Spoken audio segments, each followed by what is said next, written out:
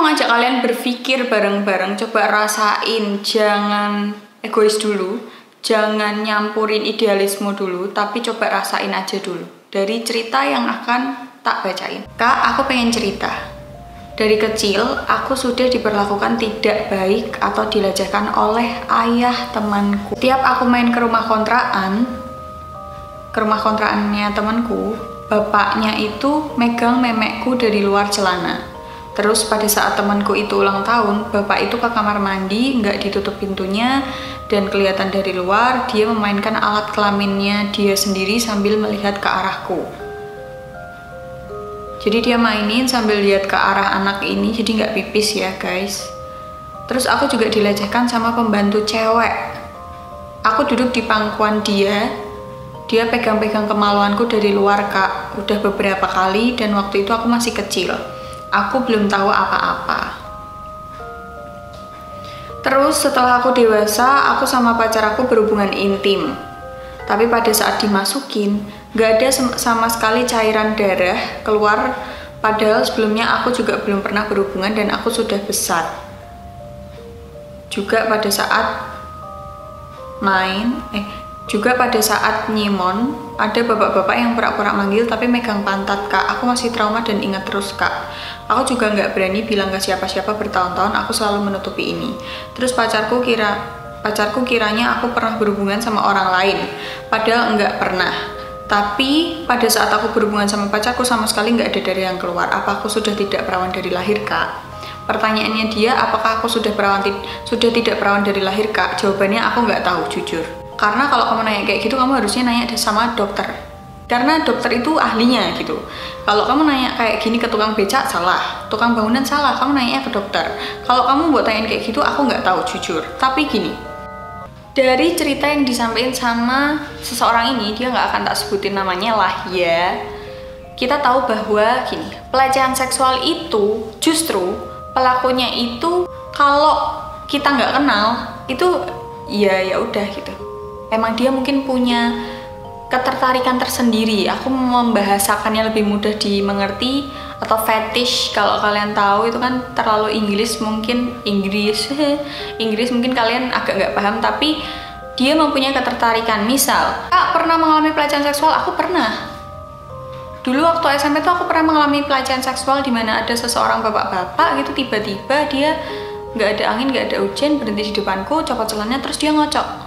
Kalau kalian langsung shock, kalau kalian teriak, kalau kalian nangis, dia seneng. Karena tujuannya itu. Emang dia dari, aku nggak tahu ya, mungkin kalian ada yang di sini lagi nonton, kalian seorang dokter atau mungkin dokter jiwa gitu, boleh dikasih tahu, boleh di-sharingkan karena mungkin ilmuku nggak seberapa daripada kalian gitu. Tapi ketertarikannya dia itu, ketika dia nunjukin alat kelaminnya terus dimainin dan kita shock dan kita teriak dan kita ketakutan, dia suka. Tapi kalau kita ketawa dan biasa aja, dia malu. Nggak cuma sekali aku mengalami kayak gitu, itu beberapa kali karena mungkin jarak tempuh antara sekolahku waktu itu sama tempat aku naik angkot dulu itu agak jauh, jadi aku harus jalan, kadang pulang sendiri, kadang ramean. Nggak cuma diliatin itu, tapi kadang dulunya aku pernah dikasih lihat. Jadi temanku yang di depan, jadi kita kan jalannya bergelombol gitu, yang di depan tiba-tiba ada bapak-bapak naik motor terus kayak agak nyerempet, tapi sebenarnya nggak nyerempet karena anaknya nggak jatuh dan nggak kesenggol apapun, tapi habis itu dia jongkok dan begini dan nangis. Aku nggak tahu dia kenapa, dia cuma nangis, temannya berusaha nenangin, terus pulang.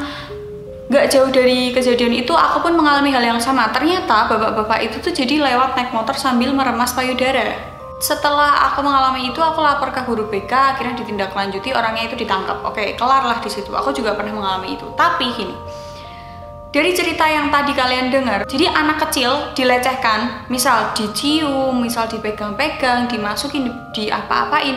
Anak kecil ini belum paham, karena ya emang ilmunya dia emang belum nyampe ke situ, dan mungkin orang tuanya tidak mengajarkan dia belajar bukan dari orang tuanya tapi dari lingkungannya atau film atau dan lain-lain. Disitulah pentingnya sex education. Sex education itu bukan cuman tentang pemerkosaan apa segala macam, enggak. Sex education dini itu yang diperkenalkan apa? Alat-alat di tubuh kita. Ini namanya mata, hidung, mulut, ini payudara. Kalau cewek payudaranya nanti bisa membesar kayak punya mama, kalau cowok nggak bisa kayak punya papa.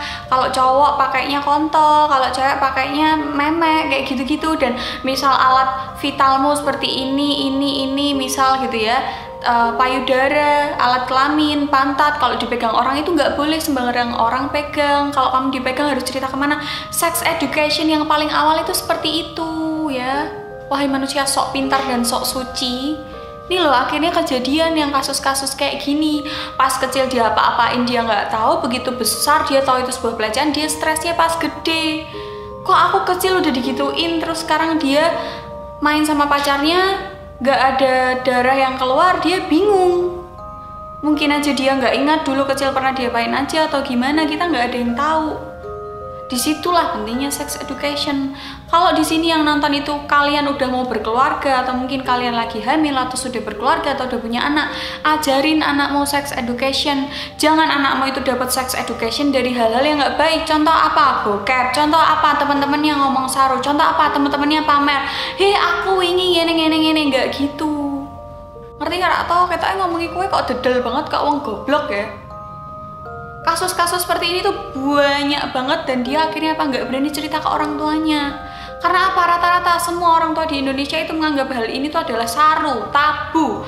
Bahas kontol nggak boleh, bahas alat kelamin nggak boleh, alat reproduksi nggak boleh, padahal itu di SD diajarkan, dan itu yang ada pada tubuh kita, dan itu anak juga harus tahu. Jaganya apa kalau ada kasus-kasus kayak tadi gitu loh.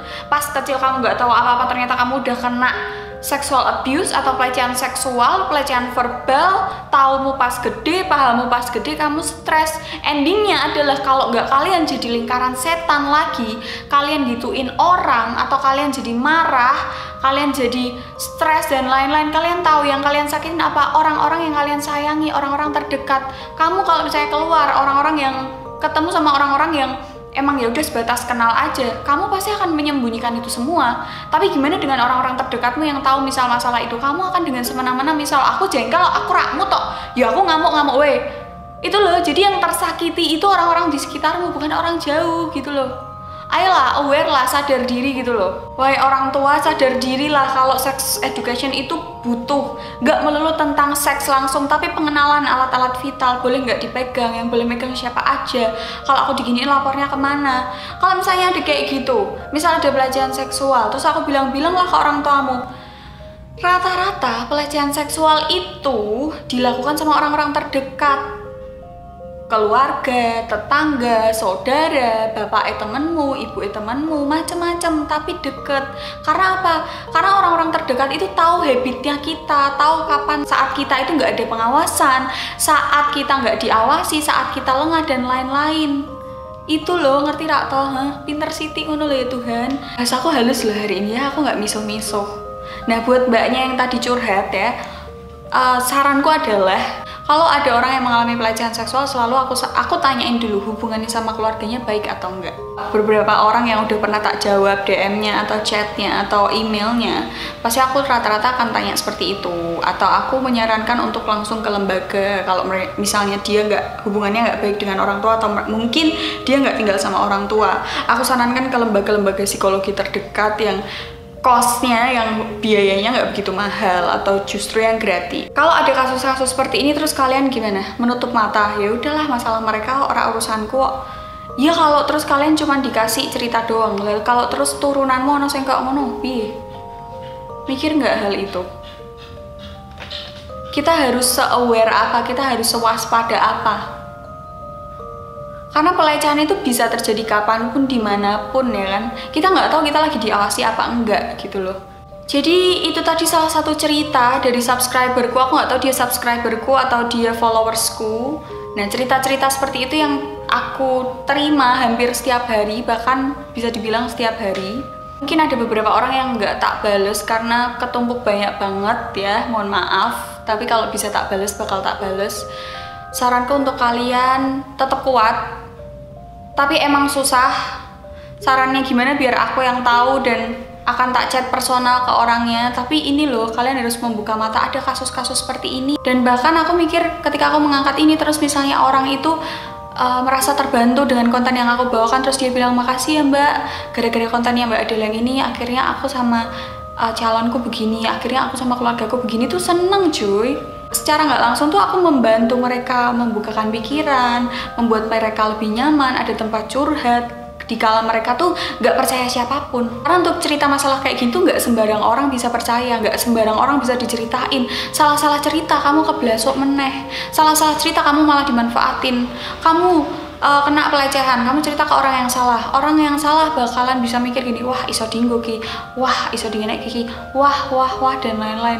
Atau bahkan mungkin kayak kasus yang lagi beredar tentang Revina Viti dan siapalah itu psikolog itu yang gosipnya, aku nggak tahu ini benar apa salah, yang terapinya harus dipeluk, harus apa segala macam.